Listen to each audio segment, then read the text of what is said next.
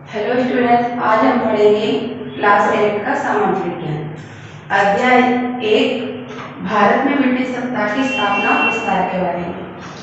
आइए जानें भारत में यूरोपीय व्यापारी कंपनियों के आगमन के क्या कारण थे।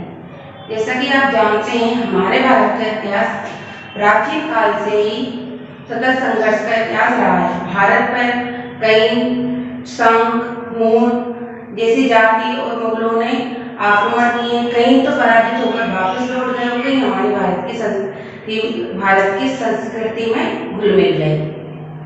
उसी प्रकार यूरोप से व्यापारी कंपनियां भी भारत में व्यापार करने आई और धीरे धीरे कहीं न कहीं भारत पर अपना अधिकार या कब्जा जमाना चाहती थी।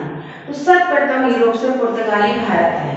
तो सबसे पहले पुर्तगाल से यूरोप से भारत तक का मार्ग पुर्तगाली नाविक वास्को डी गामा ने 1598 में खोजा। वे सबसे पहले हमारे भारत के कालीघाट बंदरगाह पहुंचे और वहां से उन्हें व्यापार करना शुरू करा। फिर धीरे धीरे यूरोप से पुर्तगाली, डच, ब्रिटिश, फ्रांसीसी धीरे धीरे व्यापार करने के लिए सभी हमारे भारत आते गए। तो यूरोपीय व्यापारी कंपनियों में उस समय यूरोप में औद्योगिक क्रांति और भौतिक क्रांति अधिक हुई, जिससे माल का उत्पादन अधिक हुआ। तो माल को बेचने के लिए उन्हें यूरोप से भारत का मार्ग खोजा और भारत में व्यापार करने के लिए आए। अब हम देखते हैं second paragraph. East India company के आगमन के समय भारत की राजनीतिक स्थिति कैसी थी। तो ईस्ट इंडिया कंपनी के आगमन के समय भारत की राजनीतिक स्थिति बहुत ज्यादा कमजोर थी, यानी उसकी दशा बहुत ज्यादा बेकार थी। क्यों बेकार थी? मुगल शासन की स्थापना से लेकर बाबर ने मुगल शासन को ठीक प्रकार चलाया, बहुत अच्छे से चलाया। उसके बाद अकबर ने मुगल काल को बहुत अच्छे से चलाया। अकबर ने कई तरह के हिंदुओं के लिए बहुत सारी सुविधाएं की। दीन इलाही नामक धर्म चलाया, जिसमें वो सभी धर्मों को एक समान समझता था। तो उसी प्रकार उसने बहुत अच्छे काम किए और मुगल काल को अच्छे से चलाया। इसके बाद औरंगजेब के बाद धीरे धीरे मुगल शासन का क्या होता गया? पतन होता गया। पतन मतलब धीरे धीरे वहां से हटने लगा या गिरने लगा। तो क्या हुआ?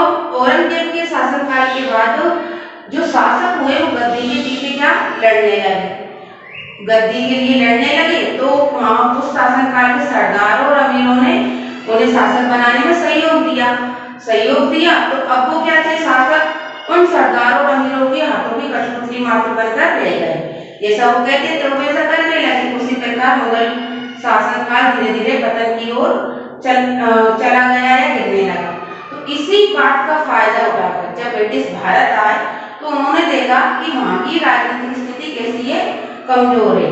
तो इसी बात का उन्होंने फायदा उठाकर भारत में धीरे धीरे राजनीतिक स्थिति में अपना हस्तक्षेप करने लगे और अपनी पकड़ जमाने लगे।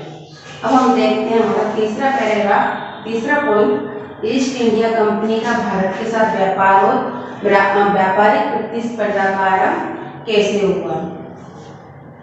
31 दिसंबर 1600 ईस्वी में ब्रिटेन की महारानी एलिजाबेथ प्रथम ने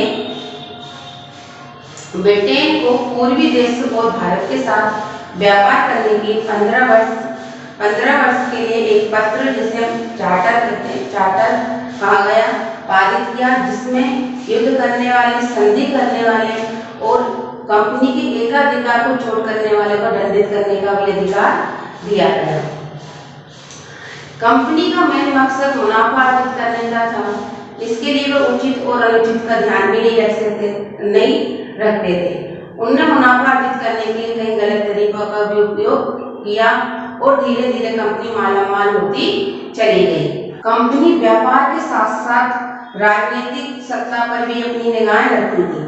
उन्हें लगने लगा था कि व्यापार के साथ साथ राजनीतिक सत्ता स्थापित करने में ज्यादा लाभ है। वो महसूस कर चुके थे या जान चुके थे कि हमारी राजनीतिक स्थिति कमजोर है, इसलिए वो धीरे धीरे राजनीतिक स्थिति पर अपनी पकड़ बनाने लगे और अपनी सत्ता की स्थापना करने लगे। जो आज का आपका होमवर्क है, पार्ट 1 के निम्नलिखित प्रश्नों के सही विकल्प चुनकर लिखिए। इसमें आपको नंबर 2 पर जो सही विकल्प है, निम्नलिखित में कौन सी व्यापारी कंपनी भारत नहीं आई, उसका सही विकल्प चुनकर अपनी बुक में टिक लगाना है और उसका उसका फोटो लेकर अपना होमवर्क ग्रुप में सेंड करना है। इसके बाद रिक्त स्थानों की पूर्ति कीजिए। नंबर 1, भारत में सर्वप्रथम खालिस्तान यूरोपीय जाति का आगमन हुआ। तो सर्वप्रथम हमारे भारत में, जैसे कि मैंने आपको बताया, कौन आए थे यूरोप से? पुर्तगाली, डच, फ्रांसीसी, ब्रिटिश। इसमें से जो भी सही आंसर है उसको भरकर अपनी बुक में भरना है, टिक कर। इसके बाद है अति लघु उत्तरीय प्रश्न का नंबर 1, भारत में यूरोपीय व्यापारिक कंपनियों का आगमन क्यों हुआ? जो मैंने सबसे पहले आपको भारत में यूरोपीय व्यापारिक कंपनियों के आगमन के बारे में समझाया था, उसे ही समझ के आपको अपना आंसर लिखना है। तीसरे नंबर का है, भारत में डचों ने किस नाम की स्वर्ण मुद्रा चलाई थी? तो इसका आंसर आपको अपनी बुक में मिल जाएगा। अगर आपकी बुक में नाम मिले आपको, तो भारत में डचों ने किस नाम की स्वर्ण मुद्रा चलाई थी? तो भारत में डचों ने पगोड़ा नाम की स्वर्ण मुद्रा चलाई थी। इसके बाद दीर्घ उत्तरीय प्रश्न में से नंबर 5 में व्यापारिक एवं राजनीतिक प्रतिस्पर्धा में अंग्रेजों की सफलता के क्या कारण थे? जो मैंने अभी बताया कि ईस्ट इंडिया कंपनी का भारत के साथ साथ व्यापार और प्रतिस्पर्धा के आरंभ कैसे हुआ? इन सभी के आंसर अपनी कॉपी में लिखकर आपको होमवर्क आपको सेंड करना है। Thank you.